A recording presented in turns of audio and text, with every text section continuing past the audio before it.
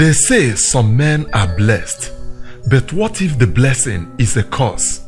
What if the mansion is a grave? What if the smile hides a monster? In the village of Ninwo, there was a man, rich, handsome, generous. Every woman wanted him. Every man envied him. But 13 girls knew the truth. 13 girls who went into his house whole and came out empty. Their mothers wept. Their fathers searched. But no one believed, because how do you accuse a god? Until one day, a woman appeared, barefoot, silent, carrying nothing but bitter leaf, and she walked straight into his mansion. What happened next, no one could have predicted. What was hidden in the chamber beneath his house will haunt you forever. This is not just a story. This is a warning, because evil doesn't die, it only waits. Are you ready? Then listen carefully, because once you hear this, you will never look at wealthy men the same way again. This is the dark secret of Adendo, and you are listening to Hotels, where every story leaves a mark. The first time I saw Adendo, I thought he was a god. I was only 12 years old, standing with my mother in Nza market, when his car rolled through, a silver machine that caught the sun and threw it back at us like lightning. The crowd parted like the Red Sea. Women whispered. Men stared at their feet. My mother gripped my hand tighter. "Don't look at him," she said, but I did. He stepped out wearing white, spotless white, and smiled at the crowd like a king greeting his subjects. His skin glowed like he bathed in milk. His teeth were perfect. His cologne reached us even from 20 feet away. "Who is he?" I whispered. "Trouble," my mother said. "That's who he is." But the women didn't think so. They called him Adendo, brother, our husband. He bought things he didn't use. He gave money to old women selling tomatoes. He paid school fees for children whose parents couldn't afford it. Everyone loved him, everyone except my mother. "That man," she said as we walked home, "is not what he seems. Money like that doesn't come from hard work. It comes from something else." I didn't believe her then.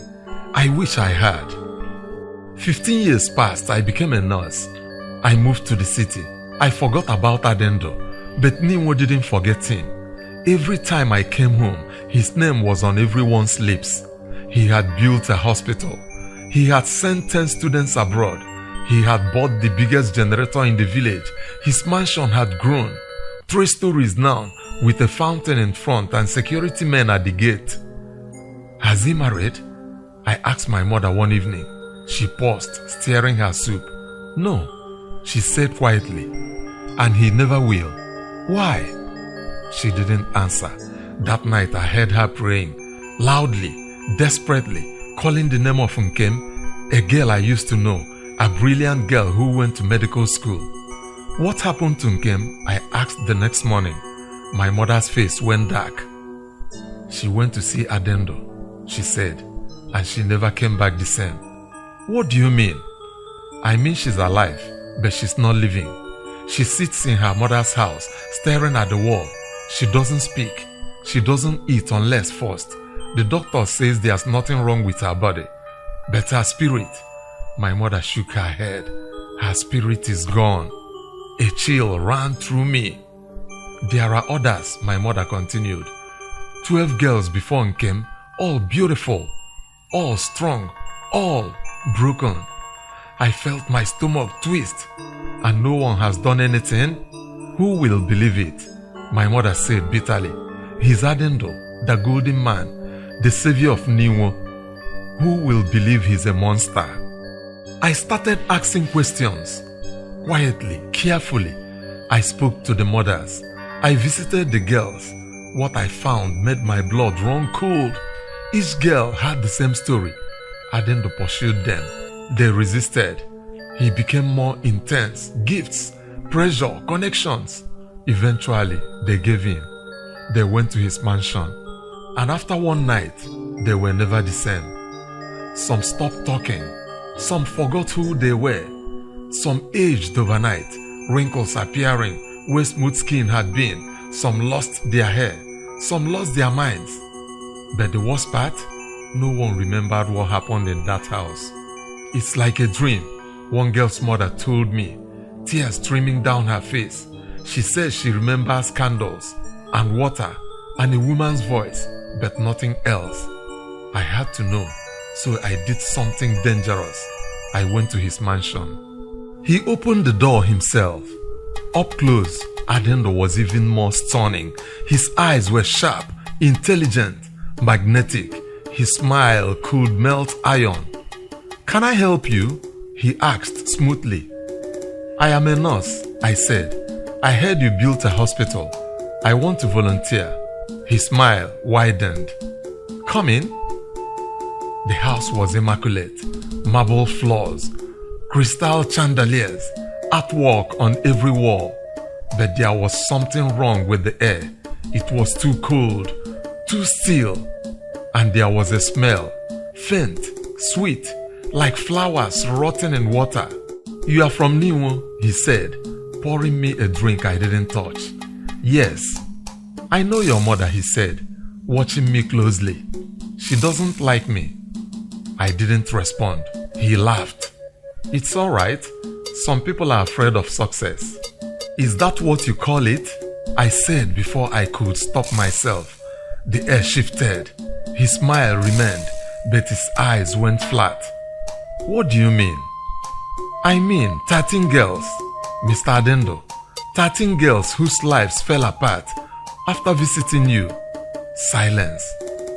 He set down his glass slowly. "Be very careful," he said softly, "what you accuse people of." I stood. "Thank you for your time." As I reached the door, he called out, "You're brave, I like that."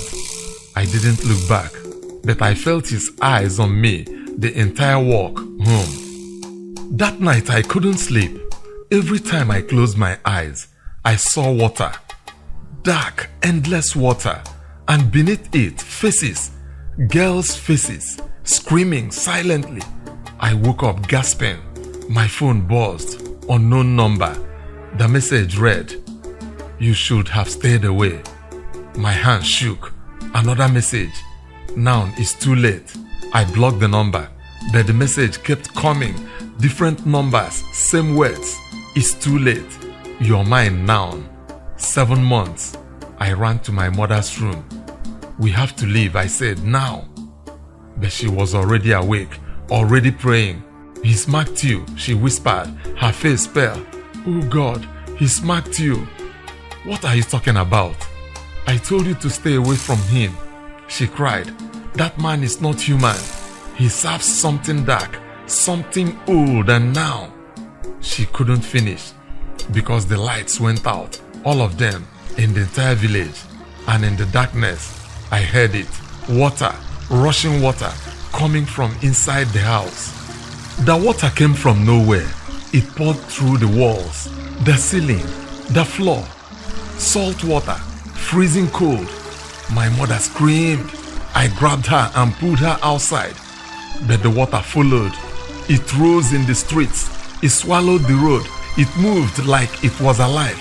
And in the distance, I saw her, a woman, tall, beautiful, inhuman.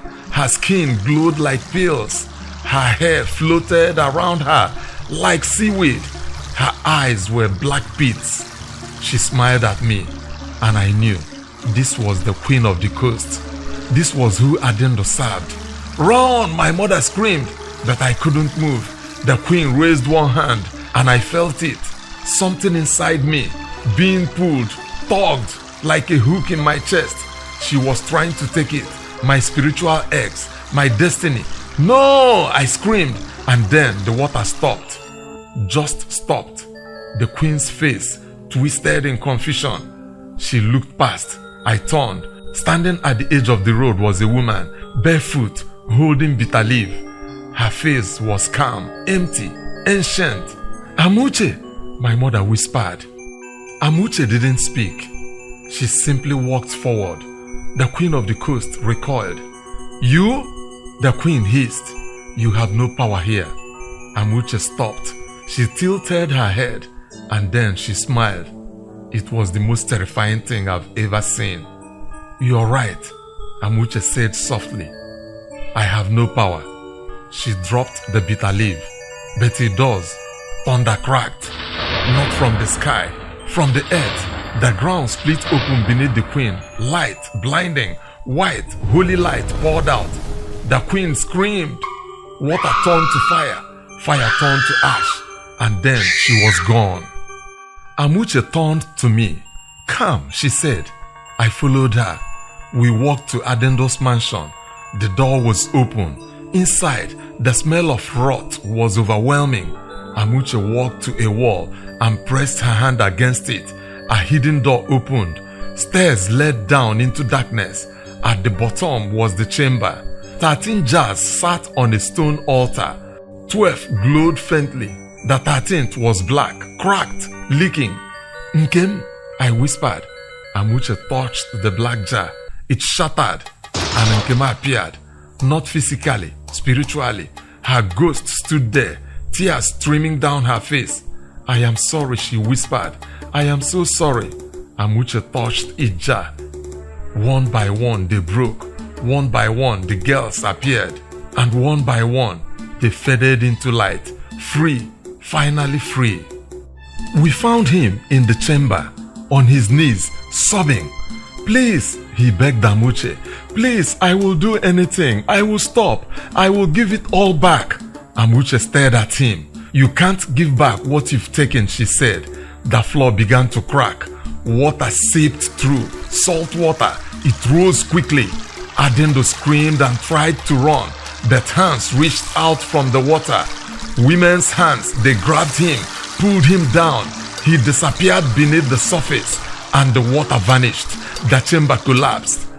When the police came, they found nothing. No bodies, no jars, no evidence.